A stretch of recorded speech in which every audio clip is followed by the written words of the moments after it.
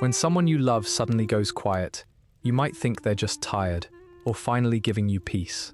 But in psychology, that silence is a ticking clock.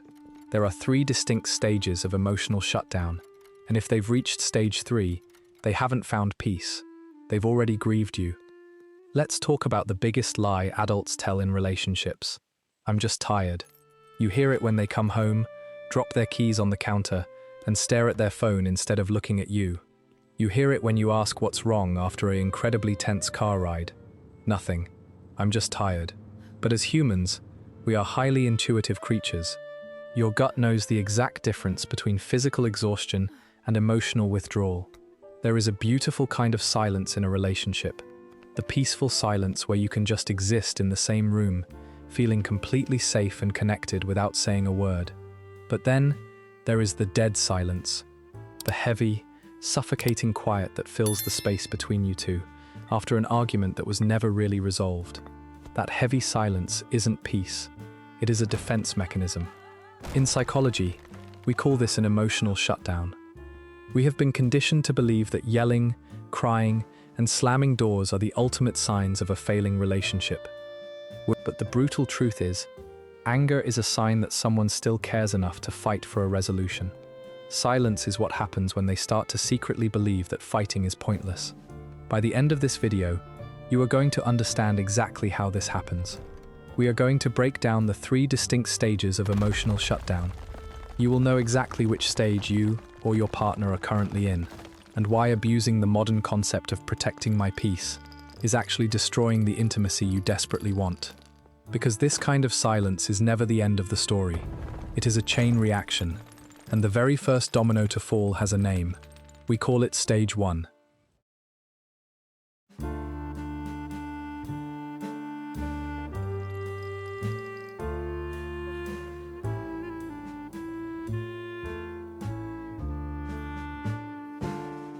Let's look at how the end actually begins. It never starts with a massive explosion or a dramatic packing of bags. It starts with something much quieter. We call it stage 1, the benefit of the doubt retreat.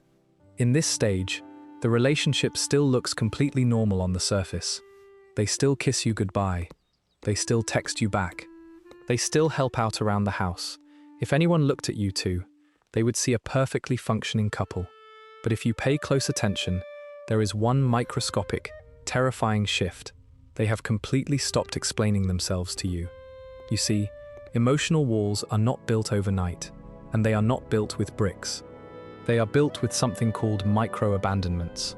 What is a micro-abandonment? It is not infidelity. It is not abuse. It is the subtle, everyday dismissals of their internal world. It's when they tell you they feel overwhelmed with life, and instead of deeply listening, you say, well, everyone is stressed right now. It's when they try to share a moment of vulnerability, and your eyes drift back to your phone screen. It's a promised phone call that was forgotten, a boundary that was casually stepped on, a request for help that was met with a heavy sigh. Each time a micro-abandonment happens, a tiny fraction of their emotional safety dies. Now, they don't leave you over a micro-abandonment. They love you, so they give you the benefit of the doubt. But their nervous system registers the lack of safety, and they take a half step back. Think about your past arguments. When they were deeply invested, if you hurt their feelings, they would fight you. They would send you a long, emotional text message. They would cry. They would stay up until 2 a.m. trying to make you understand their perspective. But in stage 1, that fiery desperation stops. You say something dismissive, and instead of fighting back, they just look at you, swallow their words and say, okay, or never mind. They let you win. They let you have the last word. As the partner, you might actually feel relieved. You might think, finally, we aren't arguing as much.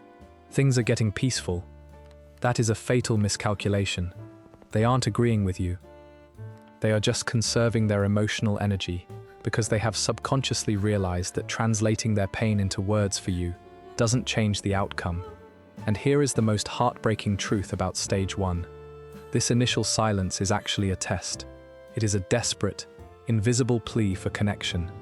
When they take 3 hours to reply to your text, when they give you short answers, when they stare out the window during the entire car ride, They are screaming on the inside. They are sitting right next to you, praying that you will notice the shift in their energy. They are hoping you will reach out, look them in the eyes, and ask, "Hey, you seem really distant lately. Did I do something to hurt you?" They are pulling away just a few inches to see if you love them enough to pull them back. They haven't given up yet. Their silence in stage 1 is not because they have nothing left to say. They are silent because they are waiting for you to ask the right question. But what happens when you don't notice? What happens when you mistake their retreat for peace and you leave them completely alone in that quiet space? The hope bleeds out, and the benefit of the doubt officially expires. When the benefit of the doubt expires, the human mind is forced to make a brutal calculation. It can either continue to express pain and risk being ignored, or it can adapt to the emotional starvation. And this is exactly where we cross the line into stage 2. I call this the detachment protocol. If you are the partner of someone in stage 2, you might actually be celebrating right now. The arguments have completely stopped. The exhausting, tearful conversations at 2 in the morning are gone.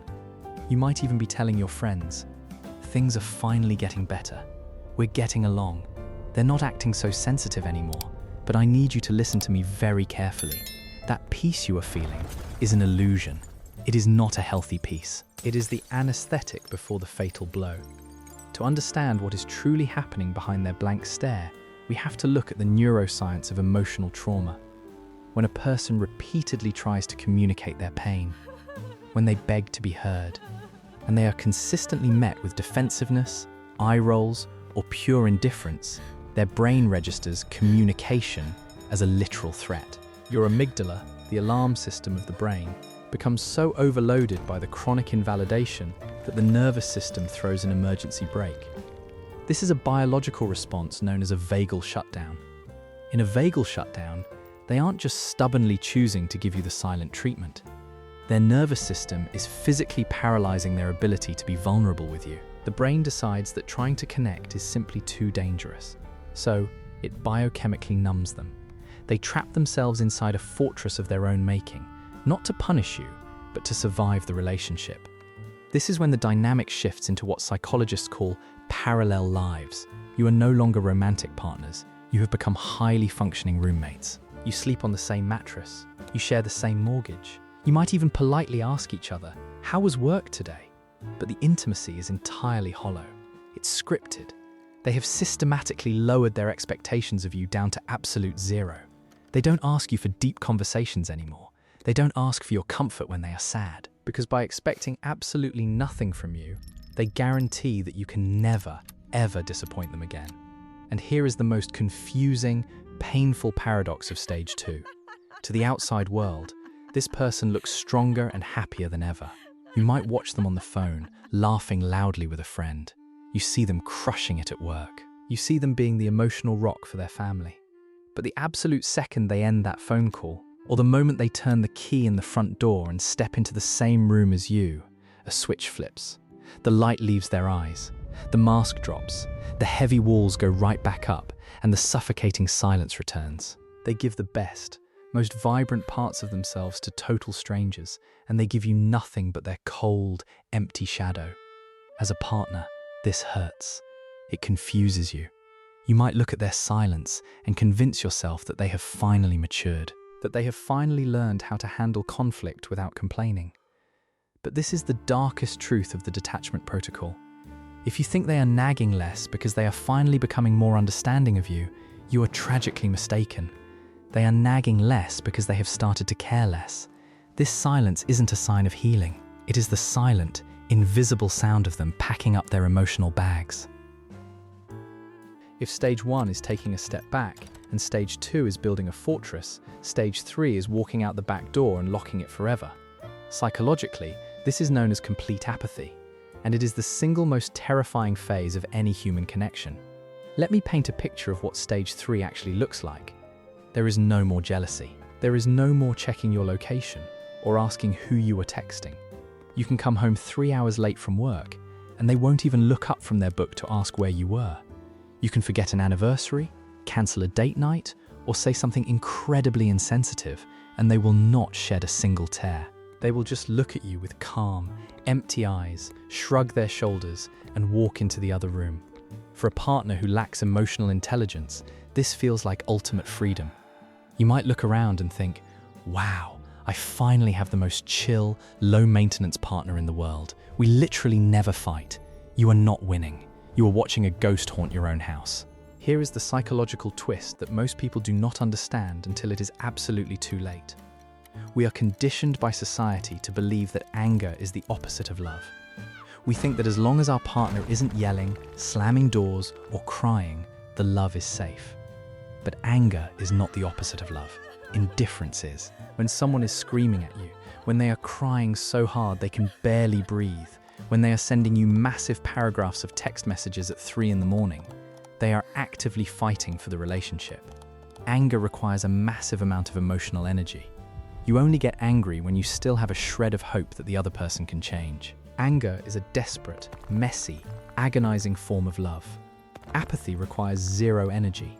Apathy means the hope is entirely gone. When a person enters stage 3, they begin a psychological process known as grieving the living. Have you ever wondered how someone can pack their bags, walk out of a 5-year marriage, and seem completely, chillingly fine the very next day? People call them heartless. People say they moved on too fast. But they didn't break up with you yesterday. They broke up with you a year ago, inside their own mind, while sitting right next to you on the couch. They went through the denial, the bargaining, the depression, and the anger, all by themselves, in pure, agonizing silence. And now, they have reached the final stage of grief, acceptance. They have accepted exactly who you are. They have accepted that you will never speak their emotional language. They have accepted that the version of you they fell in love with is not coming back to save them. They have already attended the funeral of your relationship. You just didn't know you were standing in a graveyard. And this leads us to the ultimate tragedy of stage 3, the timing. Because human nature is deeply ironic, it is usually right at this exact moment, when the quiet person finally reaches pure, absolute apathy, that the oblivious partner finally wakes up. The partner suddenly feels the coldness. The panic sets in. They realize they are about to lose the person they love. So what do? They scramble. They overcompensate. They buy the expensive flowers. They book a surprise vacation. They suggest couples therapy. They look their quiet partner in the eyes, tears streaming down their face, and say, "I am so sorry. I see it now. I will change. We can fix this." But if your partner is deep in stage 3, those words do not heal them. In fact, those words are almost insulting, because the quiet person's brain looks at all that sudden, desperate effort, and it realizes something heartbreaking. So you knew how to love me this whole time. You knew how to communicate. You just didn't think I was worth the effort until I had one foot out the door. At this stage, if you beg them to stay and fix the relationship, their mind doesn't feel relief. It doesn't feel joy. It simply echoes 2 devastating words: too late. Now, we need to have a very uncomfortable conversation. Up until this point, we have looked at the quiet partner with deep empathy.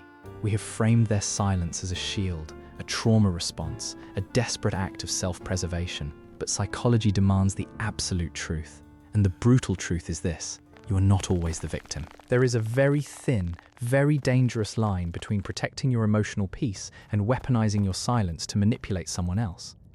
We need to clearly distinguish between an emotional shutdown and the silent treatment, because they might look exactly the same from the outside, but their psychological intentions are polar opposites. As we discussed earlier, an emotional shutdown happens when your nervous system is overwhelmed. You go quiet because you literally cannot process another word. It is a biological reflex to a perceived threat. The silent treatment, however, is a calculated behavioral strategy. It is not about survival, it is about control. When you use the silent treatment, you are fully aware of the pain your silence is causing. You watch your partner panic. You watch them scramble, apologize, and beg for your attention. And instead of offering them a lifeline, you intentionally withhold your affection to punish them. You stay quiet specifically to make them feel small, guilty, and desperate to win you back. We live in a modern culture that heavily romanticizes this type of avoidance. You see it everywhere on social media right now. Protect your peace. Walk away from toxic energy. If they don't understand you, just ghost them. But here is the dark side of that culture. Many of us are using the beautiful concept of boundaries as a disguise for our own emotional immaturity. We use protecting our peace as a convenient excuse to avoid accountability when we are actually the ones in the wrong. If you shut down and go quiet every single time your partner brings up a valid concern about your behavior, you are not protecting your peace. You are evading responsibility. You are subconsciously conditioning your partner to swallow their own feelings because they know that if they speak up, you will punish them with days of cold, agonizing silence. And this brings us to the most difficult realization of this entire video. If you are the one who constantly goes quiet, I want you to hear this with an open heart. Your past trauma is real. Your fear of being misunderstood is valid. The pain that caused you to build these invisible walls is undeniable. But your trauma is never, ever a valid license to emotionally abuse someone else.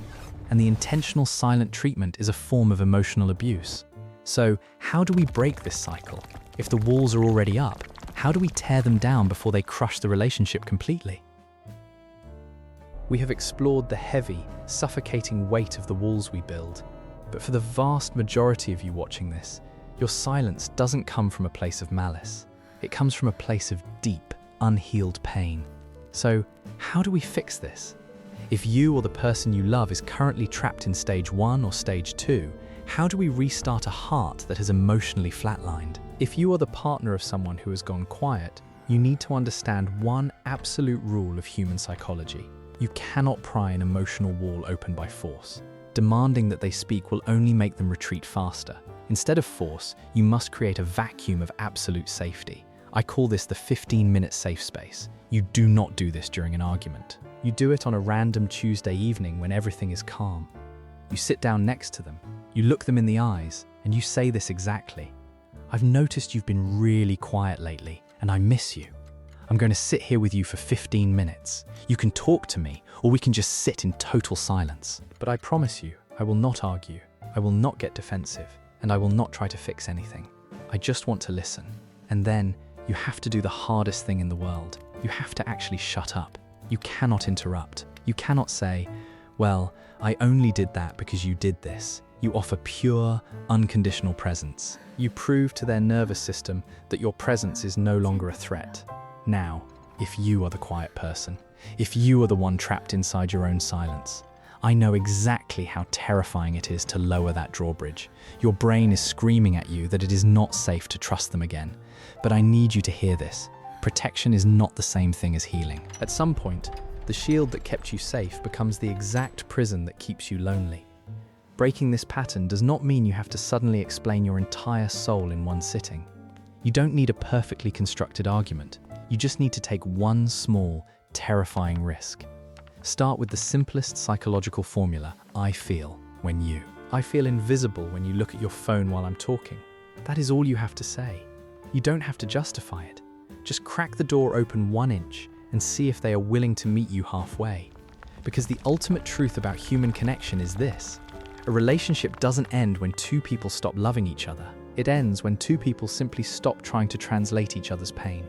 If this video helped you finally understand what is happening inside your own mind or inside the mind of someone you love, please send this video to them right now. Sometimes, letting a video do the explaining is the safest possible first step to healing. If you want to keep exploring the deep psychology of our minds and our relationships, make sure you hit that subscribe button right now. We decode human behavior here every single week. And before you close this video, I want you to go down into the comments and be completely honest with me and with yourself. Which of the 3 stages do you think you or your partner are currently in? Stage 1, Stage 2, or Stage 3? Leave a comment below. Let's talk about it. I promise you, you are not the only one feeling this way.